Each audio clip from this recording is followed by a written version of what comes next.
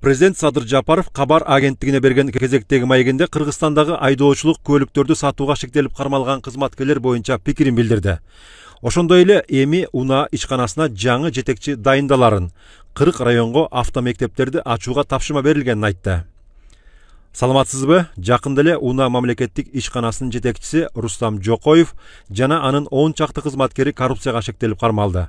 Сиз буга чейинки маектериңизде мындан ары айдоочулук көлүктү сатып алууга мүмкүн болбой турганын, райондордо союз малындагыдай атайын УНА башкарууга үйрөтө турган мектептер ачыларын айттыңыз эле.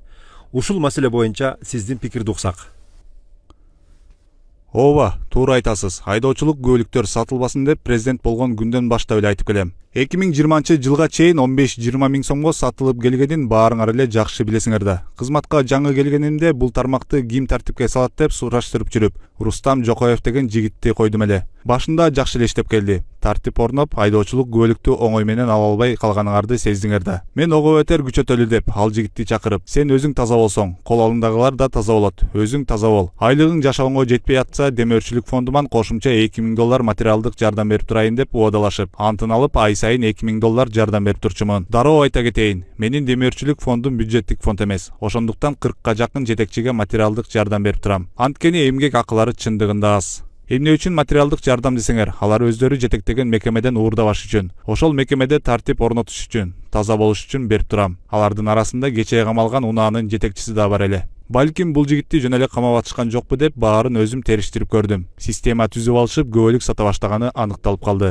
40 миңден 80 миң сомго чейин баа коюп алышыптыр. Албетте 100% көбөлүк сатылган эмес. 90% адам сынакты тапшырып эле алышкан. Ошол эле 10% сатылып кетип жатканын болжолдодук. 10% эмес, бир да айдоочулук көбөлүк сатылбаш керек. Азыркы убакта 40 жылдан бери айдоочулук көбөлүк сатып алгандар жашап жатабыз. Авариялардан жылына Кыргызстанда жүздөгөн адамдар каза болууда. Мисалы, былтыркы жылы өлкө боюнча дээрлик 7000 жол кырсыгы катталып, 783 адам каза болду. Согушта да мындай болбойт. 10 миңден ашык адам жабыркаган. Анын бир нече миңи майып болуп калды. Аларды өкмөт жөлөк пул берип багып жатат. Эгер мындан ары деле айдоочулук көбөлүк сатыла берсе, анда бул сандар өсө берет. Ошондуктан айдоочулук көбөлүктү сатууну кан буугандай токтотушубуз керек. Мына ошондо да 50-60 жылдан кийин араң көбөлүк сатып алгандардан тазаланабыз. 2020-жылы көбөлүк сатып алган уул кыздарыбыз бүгүн араң 24-тө.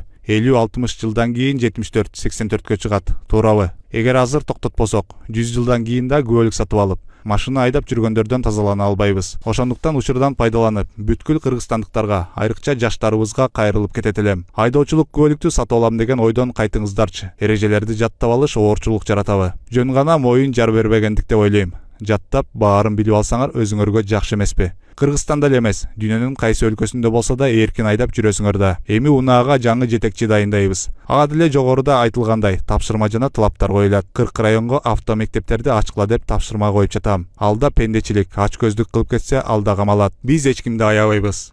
Бизге мамлекеттин келечеги керек. Таза мамлекетти куруп кетишибиз керек. Ушул жерден УНАнын кызматкерлерине бир суроом бар. Силер көбөлүк сатып аткан адамдар, келечекте силердин өзүңөрдүн эле жакындарыңарды, небере чөбөрөлөрүңөрдү кокус бир жерден кагып кетип, зыянга учуратпайт деп кепилдик бере аласыңарбы? Албетте жок. Ошондуктан бир күндүк тыйынга кызыкпай келечектеги урпактарыңарды ойлой жүргүлө.